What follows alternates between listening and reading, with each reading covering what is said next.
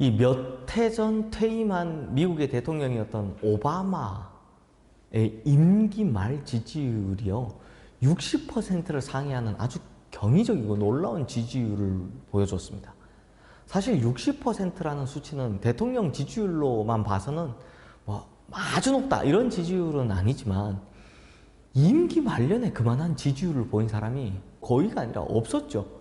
그래서 오바마가 참 경이로운 업적을 남겼다라고 보는 겁니다. 이렇듯 어떤 리더든 마지막 모습까지 아름답고 인정받기란 참 힘든 일입니다. 그런데 여호수아는 끝까지 하나님과 백성들 앞에서 인정받을 만한 모습을 보여줍니다. 이스라엘의 지도자 여호수아, 그는 어떤 사람이었을까요? 여호수아가 모세의 뒤를 이어서 지도자가 되었을 때는 염려도 우려도 많이 받았던 사람입니다. 전직이 노예고 또 모세의 시종이나 들던 사람이니 리더로서는 믿음직스럽지 못했을 수도 있습니다. 실전에서 검증된 것도 없고 그 이전에 한 번도 탁월한 리더로서의 모습을 보여준 적도 없었기 때문에 분명히 우려도 많았을 겁니다. 하지만 여호수아가 지도자가 된 이후의 행보를 보면 하나님 앞에서는 진실하고 백성들에게는 최선을 다했던 정말 훌륭한 지도자였음을 볼 수 있습니다. 물론 가끔 실패할 때도 있었고 실수할 때도 있었지만, 그 실패와 실수마저도 이후에는 성공을 위한 자양분으로 다시 삼아서요, 결국 가나안 정복의 대업을 이룬 사람이 되죠. 그리고 마지막 사역인 땅 분배하는 일까지 여호수아 다 마쳤습니다. 그런데 유다, 므낫세 남은 반지파, 또 에브라임 지파의 경우는 땅을 정복하러 올라가서 막 차지했지만, 남은 7지파는 아직까지 머뭇거리면서 망설이기만 합니다. 결국 어제 우리가 본 것처럼 지파별로 3명씩 뽑아서 가서 그림 그려오라, 지도 그려오라 라고 합니다. 그래서 오늘 우리가 보는 본문은 나머지 7지파의 땅 분배까지 다 마치고 이제 동서남북의 경계까지 다 규정하는 것입니다. 결국 여호수아는 자신이 하나님께 받은 그 모든 사명을 끝까지 잘 완수했다라는 거죠. 하나님께서 여호수아에게 주신 모든 사명, 이게 사실 여호수아에게만 주신 것이 아니라 그 아브라함 때부터 내려왔던 그 많은 사명들이 이제 여호수아를 통해 다 이루어졌고, 여호수아는 끝까지 잘 마무리한 겁니다. 그런 후 이 마지막에 여호수아는 그제서야 마지막으로요, 자기가 살아갈 노후의 땅을 분배받습니다. 그런데 마지막에 딱 남겨놓은 땅이니 당연히 참 좋은 땅일 거고, 그래서 여호수아가 차지하겠구나 하는 이런 오해하시면 안 됩니다.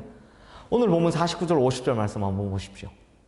이스라엘 자손이 그들의 경계를 따라서 기업의 땅 나누기를 마치고 자기들 중에서 눈의 아들 여호수아에게 기업을 주었으니 곧 여호와의 명령대로 여호수아가 요구한 성읍 에브라임 산지 딥낫세라를 주매 여호수아가 그 성읍을 건설하고 거기 거주하였더라. 이 말씀을 보면 여호수아는요, 자신의 노후의 문제를 온전히 이스라엘 백성들에게 맡겼다는 걸 알 수 있습니다. 그래서 방금 읽은 말씀의 문맥을 보면 이스라엘 자손들이 여호수아에게 기업을 주었다라고 하는 겁니다. 여호와의 명령을 따라서 여호수아가 나는 이 땅이 좋겠습니다 라고 말했고, 하나님의 명령을 따라 이스라엘 백성들이 여호수아에게 마지막 땅을 분배하였다라는 겁니다. 그런데 그 땅이 어떤 땅이냐? 여호수아가 속한 에브라임 지파의 땅이었습니다. 그리고 그 땅은 산지라고 합니다. 그리고 그 땅은 아직까지 개척되지 않고 개간되지 않은 곳이었습니다. 그래서 여호수아가 그 산지 딥낫세라를 분배받고 나서 자기 손으로 그 성을 건설하였다라고 기록하고 있는 겁니다. 성도님들, 사실 여호수아는 다른 지파의 땅이든 어디든 간에 평소 자기가 눈여겨봤던 좋은 땅, 잘된 곳, 그 땅을 내가 차지하겠다라고 해도 누가 뭐라 할 사람이 없는데요, 그렇게 하지를 않았습니다. 결국 은퇴 이후에 자기의 지파 땅으로 돌아가면서 그 지역 중에서도 가장 높은 산지, 그리고 아직 개간되지 않는 곳에 살면서 내 손으로 아직 힘이 남아있는데 마지막 땅 내가 건설하겠다라고 한 겁니다. 이래서 여호수아는 성경에서 보기 드물게 이스라엘 백성들에게 끝까지 실망을 안겨주지 않은 참으로 훌륭하고 탁월한 지도자가 되는 겁니다. 참 위대한 지도자, 참 아름다운 지도자. 이 지도자의 뒷모습이 아름답고 위대한 이유가 바로 여기에 있는 겁니다.